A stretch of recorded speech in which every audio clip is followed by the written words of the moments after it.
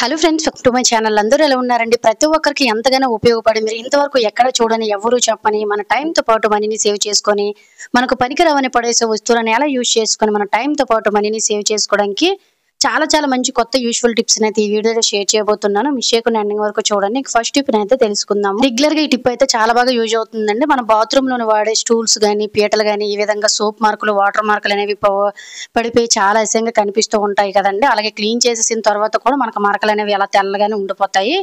ఈజీగా ఎటువంటి షాంపులు సర్పులు పెట్టి క్లీన్ చేసే పని లేకుండా మురికి కూడా చాలా సింపుల్ గా రిమూవ్ అయిపోవాలంటే ఇలా చేయండి. కొంచెం అంటే కొంచెం నేను కోల్గేట్ పేస్ట్ అయితే వేసుకున్నాను. ఆ తర్వాత మనకి డిష్ వాష్ పౌడర్ అనేది ఉంటుందండి మార్కెట్ లో. సో ఇది 15 రూపాయల ప్యాకెట్. మన గిన్నెలు గానీ పూజ సామాన్లు లాంటివి గట్ట క్లీన్ చేసుకోవడానికి లేదంటే ఇటువంటి పీటలు గానీ క్లీన్ చేసుకోవడానికి చాలా బాగా యూజ్ అవుతుందండి. సబీనా పౌడర్ అంటారు. మనకి ఎక్కడైనా కిరాణా షాప్ లో అయితే దొరుకుతుంది. దీన్ని కొంచెం వేసేసుకొని ఇలా మనం పీటల్ని స్టూల్ని ఇవన్నిట్లు కూడా ఈజీగా క్లీన్ చేసేసాం అనుకోండి చాలా నీట్ గా ఉంటాయి. ఒక్కొక్కసారి నాచు కూడా పట్టేస్తూ ఫంగల్స్ అనేవి ఫామ్ అయిపోయి అస్సలు ఎంత క్లీన్ చేసినా కూడా అస్సలు వదలవండి. జస్ట్ మీరు 15 రోజులకు ఒకసారి నెల రోజులకు ఒకసారి ఇలా క్లీన్ చేసి చూడండి. బాత్రూమ్ లో ఉండే స్టూల్స్ గానీ పీటలు గానీ ఇవన్నీ కూడా కొత్త వాటిలా మెరిసిపోవడమే కాకుండా క్లీన్ చేసేసిన తర్వాత కూడా ఇలా తెల్లగా మనకు మచ్చలు లాంటివి గట్టండి ఏమీ ఏర్పడవండి. అలాగే బ్యాడ్ స్మెల్ కూడా రాకుండా ఉంటాయి. నేను జస్ట్ ఇలా నార్మల్ గానే కొంచెం కోల్గేట్ పేస్ట్ సబీనా పౌడర్ మాత్రమే వేసానండి. ఎటువంటి షాంపులు సరపులు అనేవి యాడ్ చేయలేదు. ఆటోమేటిక్ గా మనకి సబ్బులాగా పనిచేస్తుంది అనమాట. ఏంటంటే సబీనా పౌడర్ మొత్తం కూడా క్లీన్ చేసేసానండి. సో ఇలా క్లీన్ చేసేసిన తర్వాత వాష్ చేసి అయితే మీకు చూపిస్తున్నాను చూడండి. ఇంతకు ముందు అయితే మనకి నాచు అనేది ఇరుకిరుకుల్లోని పట్టేసి వైట్ గా మరకలు అనేవి పడిపోయి సోప్ మార్కులు వాటర్ మార్కులు ఇలా రెగ్యులర్ గా వాడేవే కాబట్టి ఎక్కువ శ్రమ పడే క్లీన్ చేసే పని లేకుండా ఇలా ఈజీగా ఇటువంటి బకెట్లు గానీ స్టూల్స్ గానీ పీటలు గానీ బాత్రూమ్లు వాటిని రెగ్యులర్ గా క్లీన్ చేసుకుంటే చాలా నీట్ గా ఉంటాయి. యూజ్ అవుతుందంటే ట్రై చేయండి. ఇంకా సెకండ్ టిప్ అయితే తెలుసుకుందాం. ప్రతి ఒక్కరు కూడా ఈ రోజుల్లో ఫేస్ చేసే ప్రాబ్లం ఏంటంటే మనలో చాలా మంది హెయిర్ అనేది అస్సలు గ్రోత్ పెరగదు కదా. ఉన్న చుట్టూ కూడాను చిట్లు పేటట్టు నిర్జీవంగా లేనట్టు కొంతమంది వైట్ హెయిర్ అనేది వచ్చేసి అలాగే కొంతమందికి ఎర్రగా అయిపోయి చుండ్రు కూడా వచ్చేసి చాలా రకాలుగా మనకి హెయిర్ ఫాల్ అనేది జరిగి చాలా ఇబ్బంది పడుతూ ఉంటాం కదండి. అలాంటప్పుడు ఇంట్లోనే హెయిర్ గ్రోత్ ని ఈజీగా ఎలా పెంచుకొని మన హెయిర్ ని ఎప్పుడు సిల్కీగా చుండ్రు లేకుండా చక్కగా ఉంచుకోవాలంటే ఈ విధంగా మెయింటైన్ చేసుకుంటే సరిపోతుందని. దానికి మనం మీకు కష్టపడవలసిన అవసరం లేదు, ఖర్చు చేయవలసిన అవసరం లేదు. సో ఏంటంటే మనము రైస్ అనేది కడిగేసిన తర్వాత రైస్ వాటర్ని ఎందుకు పనికిరాదని పడేస్తూ ఉంటాం, కానీ మన హెయిర్ గ్రోత్ ని పెంచి హెయిర్ ని దృఢంగా నల్లగా తయారు చేయడానికి ఈ రైస్ వాటర్ అనేది చాలా బాగా అయితే యూజ్ అవుతుందండి. నేను ఎప్పుడు కూడా వారానికి ఒక్కసారి 2 సార్లు ఈ విధంగానే చేస్తూ ఉంటాను అనమాట. బియ్యం కడిగిన వాటర్ ని ఈ విధంగా ఒక బౌల్లోకి అయితే సపరేట్ చేసుకోండి. అలాగే ఈ వాటర్ ని మనం స్నానం చేసే ముందర తలకి స్ప్రే చేసుకుని 1 గంట తర్వాత తలస్నానం చేసిన కూడా హెయిర్ అనేది దృఢంగా పెరుగుతుందండి. సో తర్వాత 1 టీ స్పూన్ వరకు కూడా మెంతులు అయితే యాడ్ చేసుకోండి. మెంతులు అనేవి చాలా మంచిదండి హెయిర్ గ్రోత్ ని పెంచడానికి, అలాగే వైట్ హెయిర్ ని నల్లగా చేయడానికి, అలాగే చుండ్రు లాంటిది ఏది లేకుండా నేచురల్ గానే మనం ఎటువంటి కండిషనర్లు అనేవి వాడకుండా సిల్కీగా హెయిర్ ని తయారు చేస్తుందండి. అలాగే 1 పిడికెడు వరకు కూడాను కరివేపాకును కూడా యాడ్ చేసుకోండి. కరివేపాకు కూడాను మన హెయిర్ ని నల్లగా మార్చడానికి చాలా సహాయపడుతుందండి. ఇవన్నీ కూడా మన ఇంట్లోనే దొరుకుతాయండి. ఇవి మనం వారానికి ఒక్కసారి గానీ 2 సార్లు గానీ తలకు స్నానం చేస్తూ ఉంటాం కదా. అప్పుడు ముందు రోజు నైట్ అయితే ఈ విధంగా కొంచెం నేను వాటర్ను కూడా వేసాను అనమాట. ఇందులో 1 టీ స్పూన్ వరకు కూడా మెంతులు కొంచెం కరివేపాకును కూడా వేసేసుకొని చక్కగా రాత్రి అంతా కూడా మూత పెట్టి నానబెట్టేసుకున్నట్లయితే మనకి మొత్తం కూడాను ఇందులోని వేసిన కరివేపాకు గానీ మెంతులు గానీ నెక్స్ట్ డేకి చక్కగా నానుతాయి అనమాట. అంటే అందులో ఉండే పోషకాలన్నీ వాటర్లోకి వచ్చేస్తాయండి. నెక్స్ట్ డే అయితే మీకు చూపిస్తున్నాను. మెంతులు అనేవి చాలా చక్కగా నానిపోయాయి అనమాట. మీకు ఇంకా టైం ఉన్నట్లయితే మెంతులు కరివేపాకును కూడా బయట పడేసుకోకుండా చక్కగా పేస్ట్ చేసేసుకొని స్నానం చేసే గంట ముందు దీన్ని పేస్ట్ చేసుకొని ఆ వాటర్ తో తర్వాత చేసుకున్నా సరిపోతుందండి. నేనైతే ఈ విధంగా చేతితో 2-3 సార్లు గట్టిగా పిసికేసాను అనమాట. ఆ తర్వాత వీటిని సపరేట్ చేసేస్తున్నాను.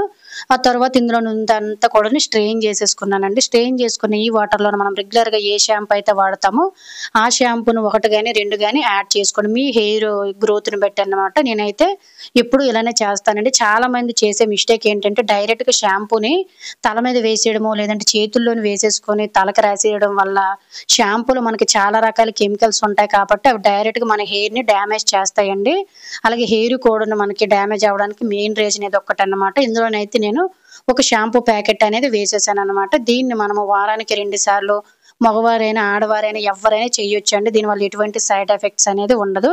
సో ఈ విధంగా మీరు స్నానం చేసుకొని చూడండి. హెయిర్ అనేది నల్లగా గ్రోత్ పెరుగుతుంది, హెయిర్ ఫాల్ అనేది తగ్గుతుంది, చుండ్రు కూడా తగ్గుతుంది. యూజ్ అవుతుందంటే ట్రై చేయండి.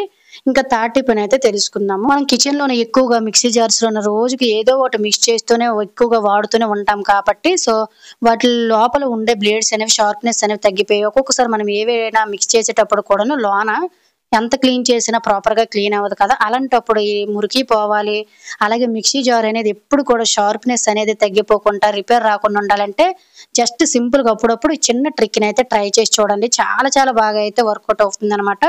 ఏమి లేదు, ఐస్ క్యూబ్స్ అనేవి ఉంటాయి కదండి, ఒక 4 గాని 5 గాని మనం రెగ్యులర్ గా వాడే మిక్సీ జార్ అన్నిట్లోనూ కూడా వేసేసుకొని జనరల్ గా మనం ఎలా అయితే మిక్స్ చేస్తామో అలా మిక్స్ చేయడం వల్ల మనకి ఐస్ క్యూబ్స్ అనేవి చాలా చాలా షార్ప్ గా ఉంటాయి కాబట్టి మిక్సీ జార్లు బ్లేడ్స్ అనేవి చాలా చాలా షార్ప్ గా తయారవడమే కాకుండా కిందన మనకి ఏంటంటే మురికి లాంటిది గట్టను ఏది ఉన్నా కూడా ఈజీగా క్లీన్ అయిపోతుందండి. దీని వల్ల బ్లేడ్స్ స్టక్ అవడం, రిపేర్ రావడం లాంటివి ఏమీ ఉండదు. అలాగే చాలా చాలా స్పీడ్ గా కూడా మనకి ఏది మిక్స్ చేసినా కూడా నలిగిపోతుంది అనమాట. ఎప్పుడైనా మిక్సీ జార్స్ అనేవి షార్ప్నెస్ తగ్గాయి అనుకున్నట్లయితే ఇలా జస్ట్ ట్రై చేయండి.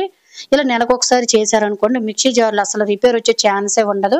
యూజ్ అవుతుందంటే ట్రై చేయండి. ఇంకా 4వ టిప్ అయితే తెలుసుకుందాం. ప్రతి ఒక్కరు కూడా ఫేస్ చేసే ప్రాబ్లం అండి ఇది, ముఖ్యంగా ఆడవారికి ఈ మధ్యలో హార్మోన్స్ ఇన్బ్యాలెన్స్డ్ ప్రాబ్లమ్స్ అంటే పీసీఓడి ఇవన్నీ కూడా వచ్చేసి కొంతమందికి ఏజ్ తో సంబంధం లేకుండా బీపీ షుగర్లు ఇవన్నీ వచ్చేసి ఓవర్ హీట్ అనేది పెరిగిపోతూ ఉంటాయి కదండి.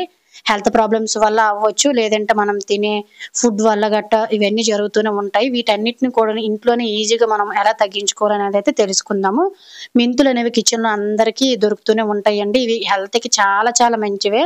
మనం రెగ్యులర్ గా వీటిని చూస్తూనే ఉంటాం కానీ వీటి వల్ల యూజెస్ అనేవి అంతగా ఎవరికీ తెలియదండి. సో ఈ వీడియోలో మనం అయితే వీటి వల్ల యూజెస్ అనేది తెలుసుకుందాము.